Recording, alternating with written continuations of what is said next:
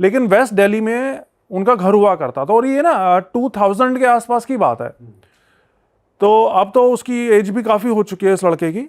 लेकिन 2000 में जिस घर में वो रहा करते थे, उस घर में कोठी थी, मतलब अच्छा परिवार था, 2 भाई थे, उनके मम्मी पापा थे, सारे रहा करते थे घर के अंदर।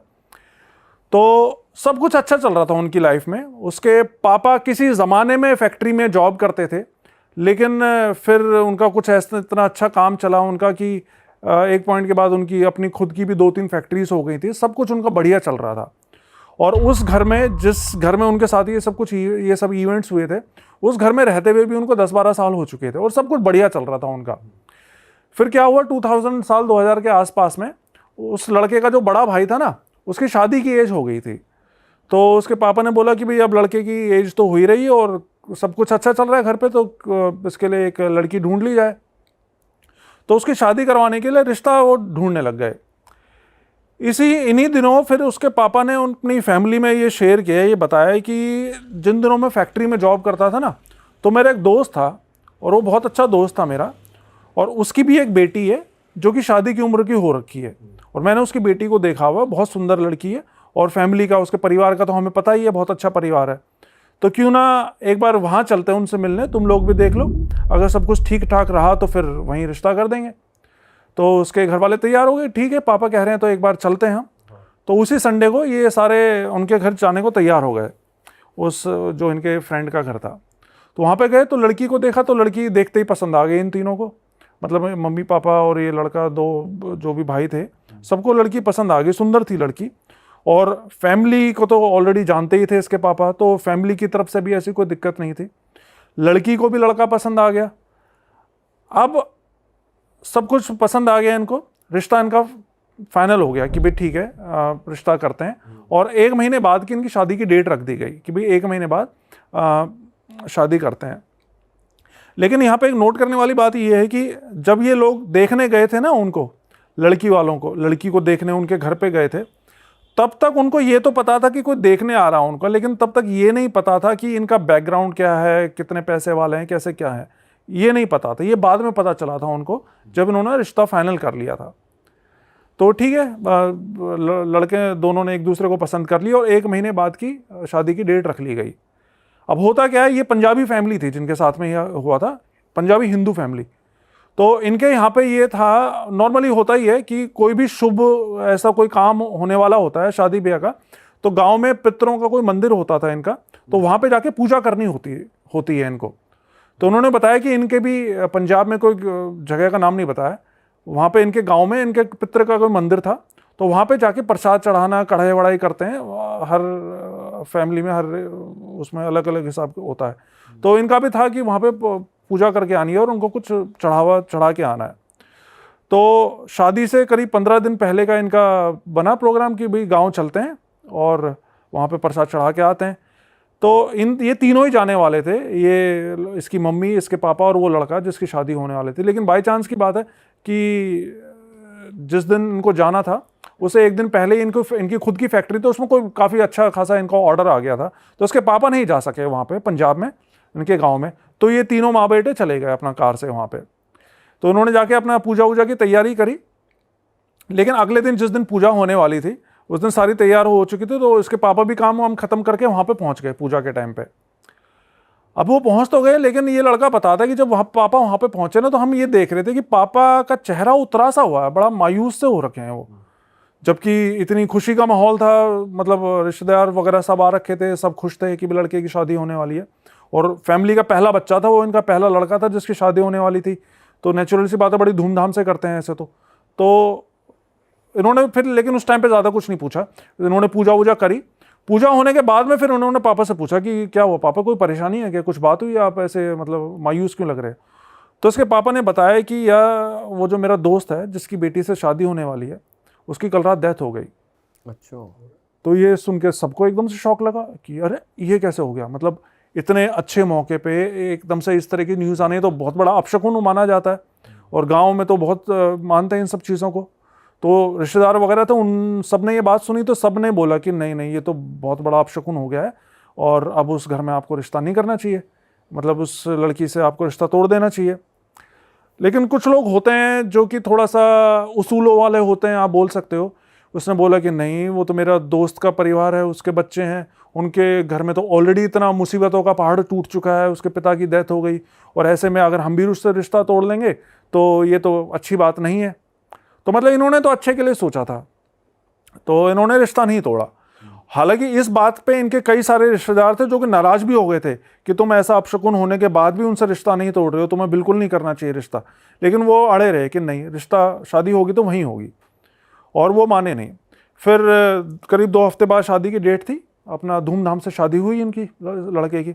और शादी के बाद वो लड़की इनके घर पे आ गई, जो इसकी भाभी थी, जो इसके पापा के दोस्त की लड़की थी। अब क्या हुआ, शादी के बाद 2-3 महीने तक तो सब कुछ ठीक रहा। मतलब वो घर जिसमें ये पिछले 10-12 सालों से रह रहे थे, जिसमें खूब इनकी बरकत हुई थी, उस घर में खूब खुशी से रह रहे थे, कोई उसमें पैरानॉर्मल चीज़ें कुछ भी नहीं थी। शादी के 2 महीने बाद से ही ना इनको उस घर में एक अलग ही वाइब आने लग गई। जैसे होता क्या है ना, मतलब जिस घर में हम रहते आ रहे हैं शुरू से, वहां पे जरा सा भी कुछ भी चेंज होता है ना वाइब में, तो हमें फील हो जाता है वो। तो ये बताता है कि हमें वहां पे डर लगने लग गया था 2 महीने बाद से, जैसे कि कुछ बहुत गलत हो रहा है, कुछ गड़बड़ होने वाला है। अपने ही घर में डर रहे, अपने घर में उनको डर लगने लग गया। लेकिन ये समझ में नहीं आ रहा था कि ये सब हो क्यों रहा है, क्या ऐसा क्या हो रहा है, मतलब ऐसा अभी तो शादी हुई है, सब कुछ ठीक ठाक चल रहा है, ऐसा क्यों हो रहा है, ये समझ में नहीं आ रहा था। और जो लड़की के फादर की डेथ हुई वो नेचुरली हुई, वो भी पता लगेगा आगे। अच्छा, वो भी आगे पता लगेगा। तो अब इनको ये तो पता चल रहा था भी कुछ ना कुछ गड़बड़ चल रही है, नेगेटिविटी आ रही है घर में, लेकिन अभी तक भी इतना ज़्यादा ध्यान नहीं दे रहा था कि क्यों हो रहा है, कौन क्या कर रहा है, ये सब चीज़ें अभी क्लियर नहीं हुई थी। लेकिन फिर क्या हुआ, एक दिन सुबह सुबह इसके पापा, सबसे जल्दी इसके पापा ही उठते थे, सुबह मॉर्निंग वॉक वगैरह के लिए जाते होंगे। तो सुबह सुबह इसके पापा उठे तो बाहर गेट खोला ना उन्होंने कोठी का, गेट से निकले तो देखा कि इनके जस्ट गेट के सामने एक बकरे का कटा हुआ सर रखा हुआ है। हाँ, और उसके साथ में एक धागा रखा हुआ है, काले रंग का धागा लंबा सा। अब इसके पापा ने एकदम से ये देखा कि अरे ये कहाँ से ऐसी चीज़ आ गई, तो कोई भी नेचुरल सी सकपका आ जाएगा एक बार के लिए। तो उसने भी जल्दी से घर के सब लोगों को उठाया, इन्होंने देखा कि ये उन्होंने देखा यार ये क्या क्या चीज़, मतलब ये हरकत किसने कर दी है।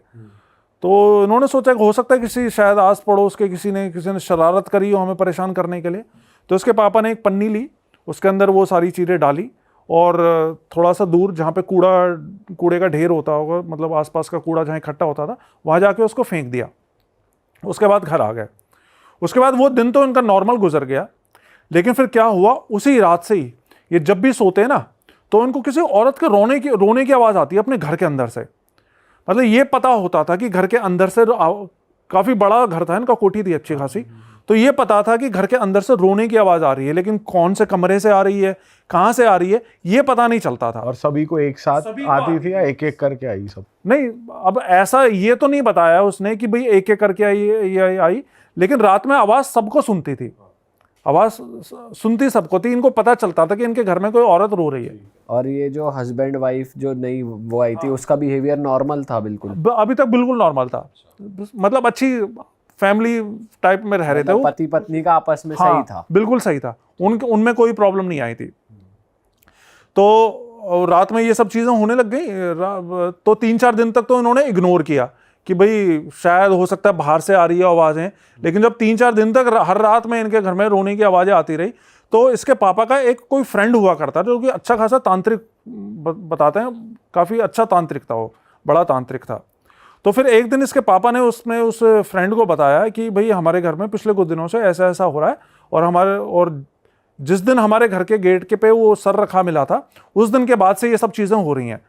तो उसने बोला कि अच्छा चलो ऐसा करता है, मैं आता हूँ तुम्हारे घर पे और एक बार मैं देखता हूँ कि भाई क्या परेशानी है तुम्हारे घर पे। उससे पहले इन्होंने अपनी वो नहीं देखी घर के बाहर की सराउंडिंग्स की, कहीं बाहर से आ रही हो या क्या आवाज़ है? हाँ, वो तो नॉर्मल चीज़, वो तो उन्होंने हर तरीके से पता लगाने की कोशिश की कि भाई घर के अंदर से आ रही है तो कहाँ से आ रही है, घर के बाहर से तो नहीं आ रही।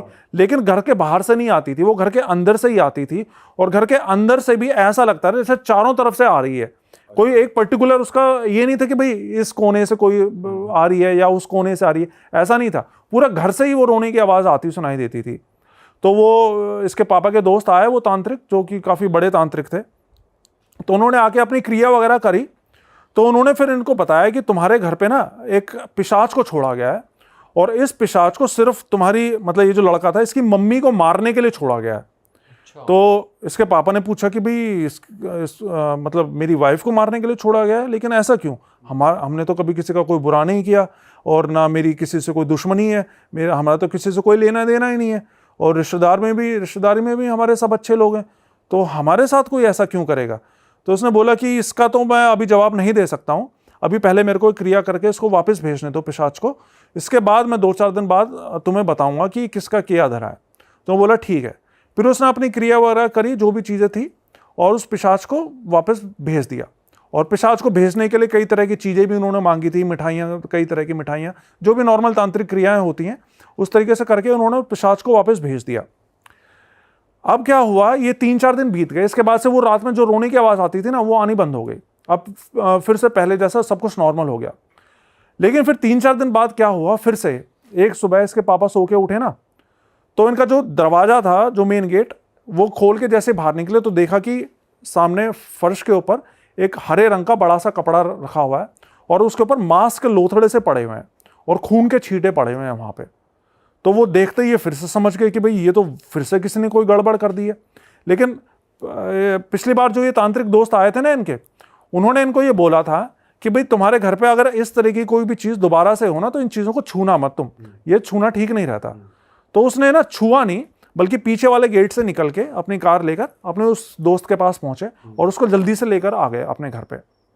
तो वो इनका वही तांत्रिक दोस्त वापस से आया इनके घर पे, देखा कि भाई वो सब चीज़ें वहाँ पे रखी हुई हैं, तो उसने अपने जो भी क्रिया वगैरह थी, मंत्र वंत्र थे, वो पढ़ने शुरू कर दिए। लेकिन इस बार क्या हुआ, जैसे ही उसने मंत्र पढ़ना शुरू करा ना, उसको खून की उल्टी हो गई वहीं की, अरे भाई तांत्रिक को। और जबकि वो अच्छा खासा शक्तिशाली तांत्रिक था, उसको खून की उल्टी हो गई, और खून की उल्टी होते के साथ ही वो तो उल्टे पांव वहीं से भाग गया। उसने कहा कि भाई मैं अभी कुछ नहीं कर सकता हूँ, मेरे को यहाँ से जाना होगा, और वो फिर वहाँ से घर से भाग गया।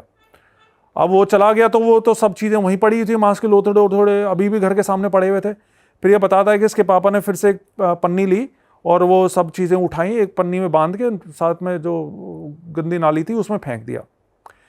लेकिन फिर उसी रात को इनके साथ में पता है क्या हुआ, रात में जब ये लोग अपने अपने कमरों में सो रहे थे ना, तो इनको घर के बाहर जो इनका वो तो हॉल था, जहाँ पे इनकी सारी डाइनिंग टेबल, कुर्सियाँ रखी हुई थी, इनके सारी की सारी चीज़ें ऐसे उठ मतलब ऐसे हवा में उड़ने लगी, जैसे कोई उठा के उनको पटक रहा हो बुरी तरह, दीवारों से टकराने लगी, चकनाचूर होने लगी, किचन में जितने बर्तन थे सारे इधर उधर होने लग गए, हवा में उड़ रही है सारी चीजें। मतलब चीज ऐसे जैसे मैं ये जैसे कप रखा हुआ है, इस कप को मैं उठा के दीवार पे फेंक के मारूंगा ना, तो इस तरीके से हो रहा था जैसे कोई उठा के फेंक रहा है चीजों को।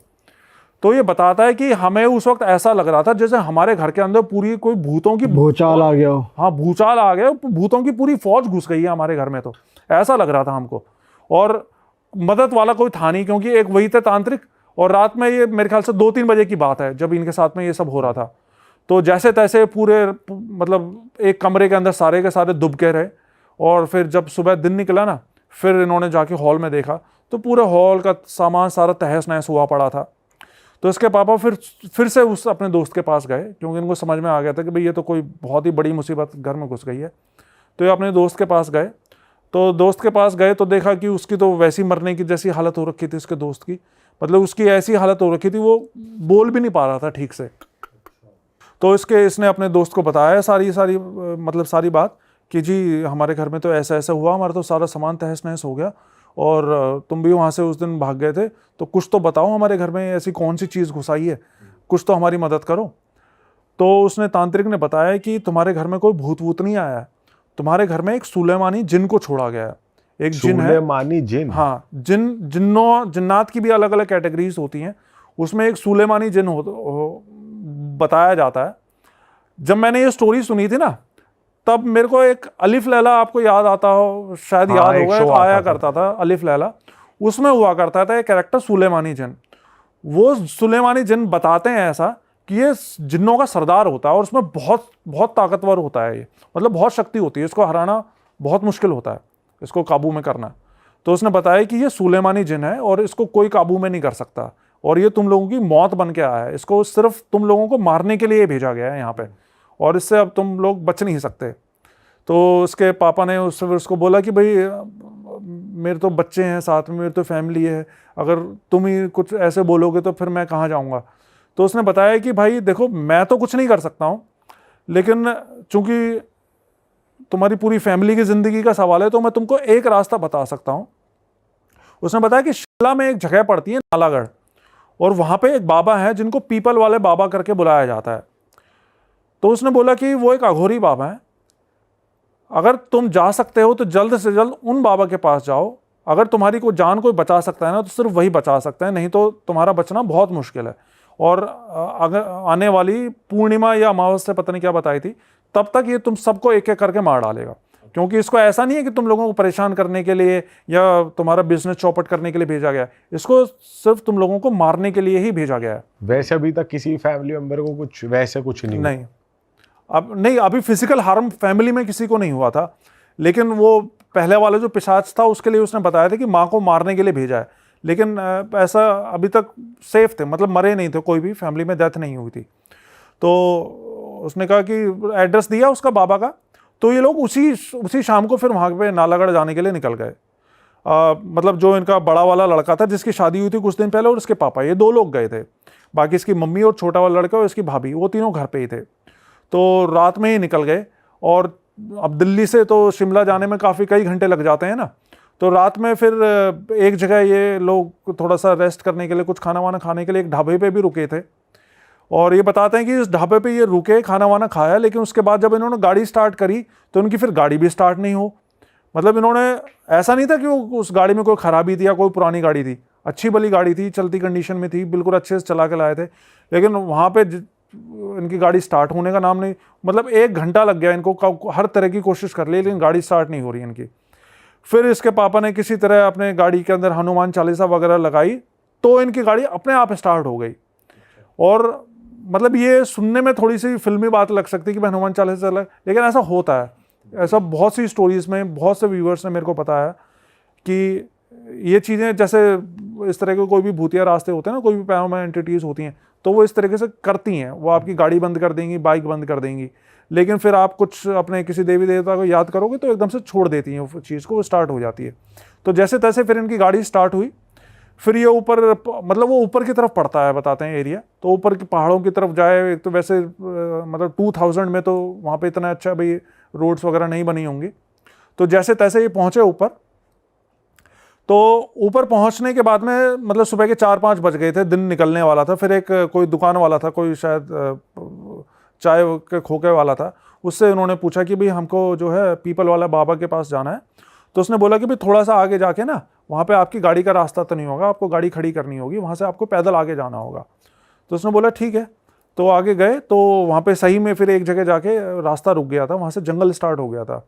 तो वहाँ पे इन्होंने गाड़ी अपनी मतलब पार्क कर दी, और वहाँ से दोनों पैदल पैदल अंदर की तरफ जाने लग गए, जंगल से अंदर। वहाँ पे ये बताते हैं जाते हुए कि उस जगह पे ना इनको जंगल के बहुत से जंगली जानवर भी दिखाई दिए, खतरनाक जंगली जानवर, लेकिन किसी भी जंगली जानवर ने इनका कोई नुकसान नहीं पहुँचाया। तो फिर कुछ दूर चलने के बाद में इनको एक खुला सा एरिया दिखाई दिया, और वहाँ पे एक त्रिशूल गड़ा हुआ था।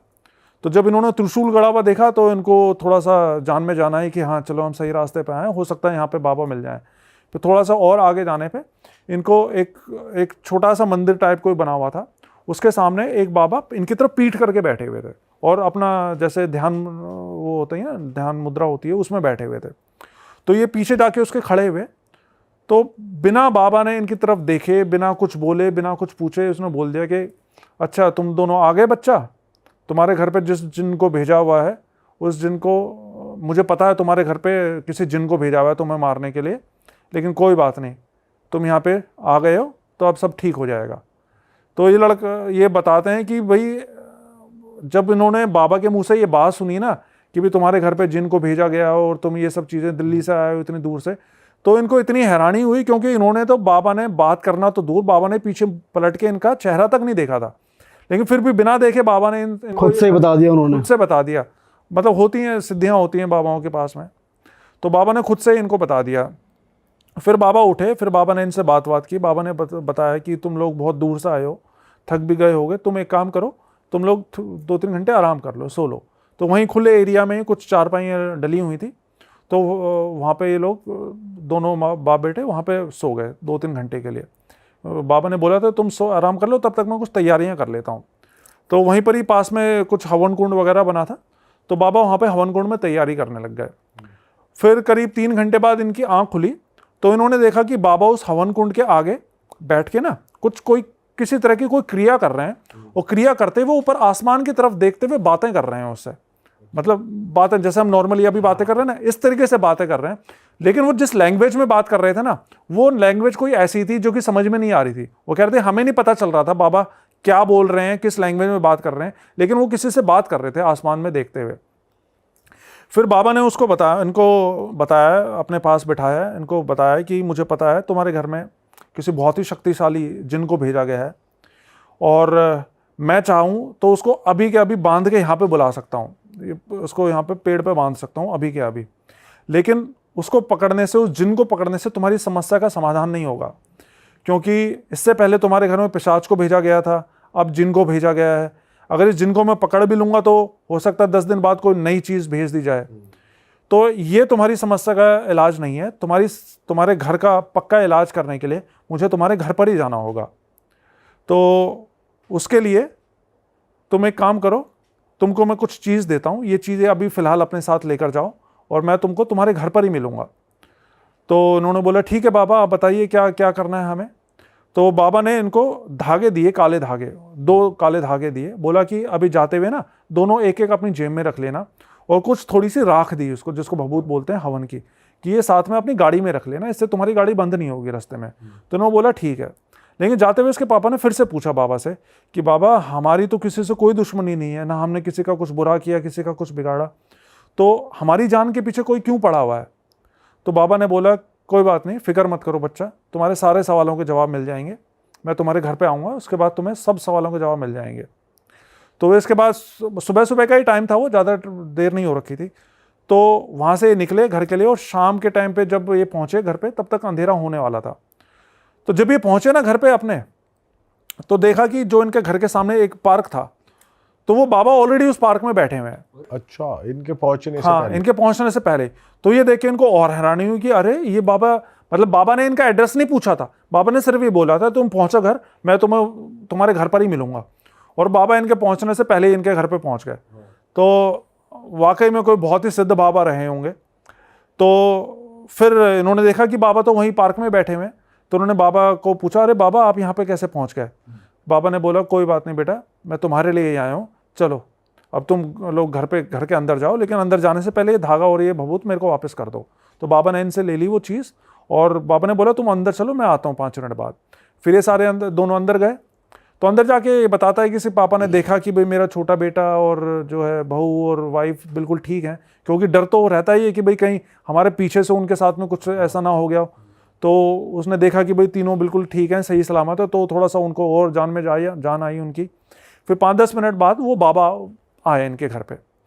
बाबा ने उनसे बोला कि एक काम करो, सबके सब मेरे सामने आके खड़े हो, तुम्हारे जितने भी परिवार के लोग हैं।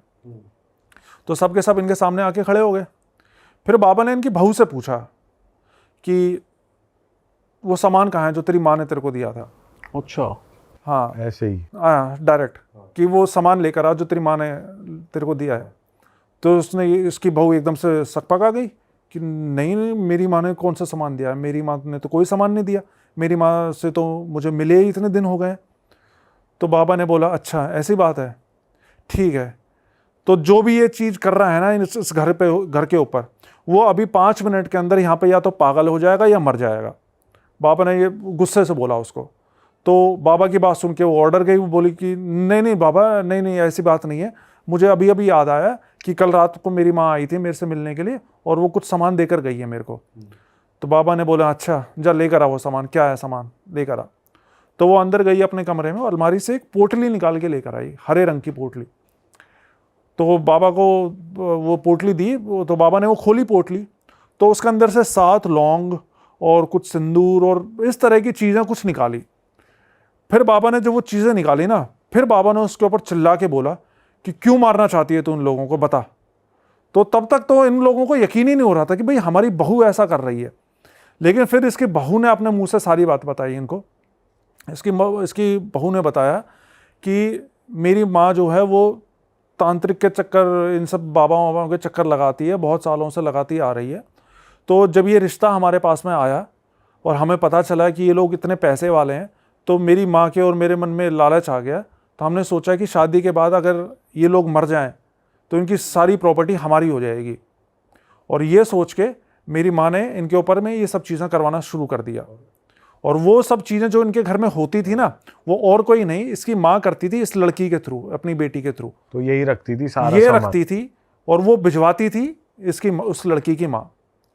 तो और फिर इसके पापा की मौत कैसे हुई थी इस लड़की के, उसका भी ये बात भी खुली। बाबा ने फिर पूछा, अब ये बता कि तेरे बाप की मौत कैसे हुई थी, तेरे पिताजी कैसे मरे थे। तो इस लड़की ने बताया कि जब मेरे पिताजी को ये बात पता चली ना कि हम ऐसा ऐसा करना जा रहे हैं, मेरी माँ ऐसा ऐसा करना चाहती है कि भाई शादी के बाद 2-4 महीने में इनको ख़त्म करके इनकी सारी प्रॉपर्टी हथिया लेना, तो मेरे पापा ने इस चीज़ के लिए साफ मना कर दिया था कि नहीं, वो मेरा दोस्त है, मैं ऐसा नहीं होने दूंगा, मैं तुम्हारे बारे में उसको बता दूंगा, मैं रिश्ता ही तोड़ दूंगा। तो उस अपने पिता को रास्ते से हटाने के लिए मैंने और मेरी माँ ने मिलकर हमारे पिता की हत्या कर दी, पिता का ही खून कर दिया। तो अपने बाप को भी इस लड़की ने अपनी माँ के साथ मिलकर मारा था। फिर इसके जो बाबा थे, अब सारी तो इनकी पोल पट्टी खुली चुकी थी। लड़की दौरान जो जैसे जिन वगैरह थे उन्होंने कुछ करा नहीं अब तक, जैसे वो जो जिन छोड़ा गया था। हाँ, हाँ, वो जिन छोड़ा गया था इनके ऊपर। हाँ, तो घर में कोई हरकत नहीं हुई? इतने बाबा थे वहाँ? एक अभी वो कॉल करेगा, जस्ट मैं जो बताने जा रहा था, वो अभी बाबा उसको बुलाएगा जिन को। अच्छा। हाँ, मतलब ऐसा है ना, कुछ चीज़ों कुछ केसेस में तो अपने आप चीज़ें सामने आ जाती हैं, कुछ केसेस में उनको सम्मन करना पड़ता है। तो फिर बाबा ने इसको, जब ये सारी चीज़ें खुल गई इसके सामने, फिर बाबा ने इनको बोला कि अब तुम्हें पता चल गया है ना कि कि मैं यहाँ पे क्यों आया हूँ। मैं चाहता तो वहीं पर ही उस जिन को बुला देता, लेकिन उससे तुम्हारा घर का समाधान नहीं होता, क्योंकि कल को ये फिर और कोई हरकत करती। तो इस वजह से मुझे यहाँ पर आकर तुम्हारे बीच में इसके मुंह से ही ये उगलवाना था, क्योंकि अगर मैं भी ये चीज़ बात बोलता तो तुम लोगों को हो सकता है यकीन नहीं होता मेरी बात पे, क्योंकि ऐसी बात पे तो बड़ा मुश्किल हो जाता ना यकीन करना। तो फिर बाबा ने बोला कि अब तुम्हें सच्चाई पता लग गई है ना, तो अब मैं इस जिन का इलाज करता हूँ। फिर बाबा ने अपने जो भी क्रिया वगैरह थी, मतलब उन्होंने एक झोला ले रखा था, उसमें से कुछ राख वाख निकाली, उन्होंने मंत्र वंत्र पढ़ के पूरे घर में इधर उधर फूंका। तो जब वो फूंका ना, तो ये बताते हैं कि इनका एक कमरा था, कोई पर्टिकुलर कमरा नहीं था, एक कमरा था, उस कमरे से लंबा सा काला साया निकल, धुएं जैसा। वो सबको दिख रहा है, सबने देखा? हाँ, सब घर के वही हैं, हॉल के अंदर ही। और सामने आके खड़ा हुआ उस बाबा के, और जोर जोर से हंसने लग गया वो साया कि अघोरी तुझे क्या लगता है, तू मुझे हरा देगा? मैं सुलेमानी जिन हूँ, सुलेमान नाम है मेरा, और ये सब कुछ छोड़ छाड़ के यहाँ से चला जा, नहीं तो हो सकता है इस फैमिली से पहले तेरी जान मुझे लेनी पड़ जाए। तो वो बाबा को ही धमकी दे रहा है उल्टा, मतलब डरने के बजाय। तो बाबा ने कई तरह की क्रियाएं वगैरह करी, लेकिन उसको ऐसा लग रहा है जैसे कोई असर ही नहीं हो रहा उस जिन को। वो खड़ा अपना हंस रहा है वहाँ पर जोर जोर से। फिर बाबा ने इनसे बोला कि तुम एक काम करो, तुम सारे घर से बाहर निकलो, मैं कुछ करता हूँ। फिर ये सारे घर से बाहर गए। फिर घर से बाहर जाते हुए भी इनको उसके जिन के हंसने की आवाज़ सुनाई दे रही थी, लेकिन फिर 10-15 मिनट बाद, मतलब जो भी आवाज़ें आ रही थी हंसने वसने की और ये सब चीज़ें, वो सब कुछ शांत हो गई। और फिर दरवाज़ा खुला और वो बाबा बाहर निकल के आए। तो ये बताते हैं जी कि जब हम बाहर खड़े हुए थे तो हमें यही लग रहा था कि कहीं बाबा के साथ ही कुछ गलत ना हो जाए कि इतना ताकतवर जिन है। लेकिन जब दरवाज़ा खोल के बाबा बाहर आए तो थोड़ा सा हमारी भी जान में जान आई कि चलो सब कुछ ठीक हो गया है। फिर बाबा ने इनको बताया कि मैंने उस जिन को पकड़ लिया है, लेकिन मैंने उसको मारा नहीं है, मैंने उसकी जान बख्श दी है इस शर्त के ऊपर कि जिसने उसको भेजा है वो उसी की जान लेगा। तो ये बात सुन के वो लड़की रोने लग गई कि इसको तो मेरी माँ ने भेजा है और ये मेरी माँ की जान ले लेगा। तो वो उसके पैरों में पड़ गई बाबा की, बाबा ऐसा मत करो, मेरी माँ की जान बख्श दो और हम आज के बाद ऐसा कभी भी कुछ नहीं करेंगे।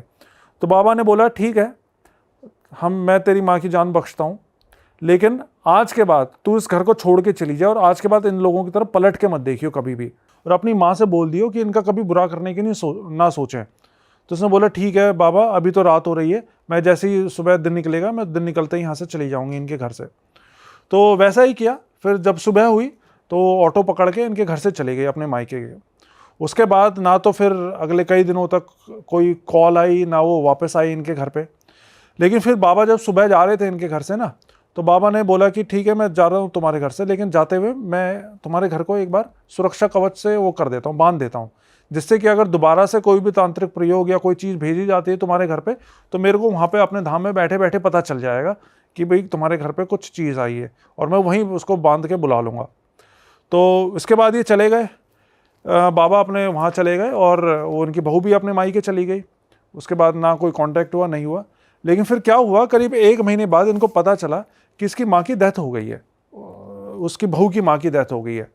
तो जब इनको ये पता चला कि बहू की माँ की डेथ हो गई है तो ये दोबारा से उस बाबा के पास गए। कोई कांटेक्ट नंबर, फ़ोन नंबर वगैरह तो था नहीं जिससे बात कर सकते, तो दोबारा नालागढ़ गए और बाबा को बताया कि बाबा उसकी माँ की मौत हो गई है, और आपने तो बोला था कि भाई उसके आप जान बख्श दोगे। तो बाबा ने बताया कि मैं उसकी जान बख्शना चाहता था, लेकिन वो औरत अपनी हरकतों से बाज ही नहीं आ रही थी। उस दिन जब वो उसकी लड़की चली गई तुम्हारे घर से, उसके बाद उसी रात को उसने एक बानो नाम की चुड़ैल को तुम्हारे घर पे भेजा था, लेकिन चूंकि तुम्हारे घर पे सुरक्षा कवच लगा हुआ था तो उसको वो अंदर घुस नहीं पाई, और उसको बांध के मैंने यहाँ पे बुला लिया। और उसके बाद भी वो आए दिन कभी कुछ और कभी कुछ तुम्हारे घर पे वो चीज़ें छोड़े जा रही थी, वो बाज नहीं आ रही थी। मैंने उसको बहुत कोशिश करी समझाने की इन सब चीज़ों से बाज आ जा, लेकिन वो नहीं मान रही थी। इसलिए आखिर में मुझे इस जिन को छोड़ना ही पड़ा, और जैसे कि इसने वादा कर रखा था जिन ने कि जाते ही उसी की जान लेगा जिसने इसको भेजा है, तो इसने सबसे पहले उसी की जान ले ली। तो ये थी ये पूरी स्टोरी। सिर्फ लालच की वजह से वो मतलब अच्छा भला करते हैं लोग ऐसे लालच की वजह से। अरे वाह, आपने ये वीडियो यहाँ तक देख ली भाई, तुमने हमारी मेहनत सफल कर दिया। तुम ही लोग हो असली रियल हिट। और अगर आपको बहुत मज़ा आ रहा है ऐसी क्लिप्स में, ऐसी वीडियोस में, तो फटाफट जाइए प्लेलिस्ट पे बिंज वॉच कीजिए और सारी वीडियोस देख डालो और मौज काटो। That is it. हम मिलेंगे नए पॉडकास्ट में, नई क्लिप में। Till then bye bye, see you, take care, do subscribe. Best of real talk online. Okay, bye bye.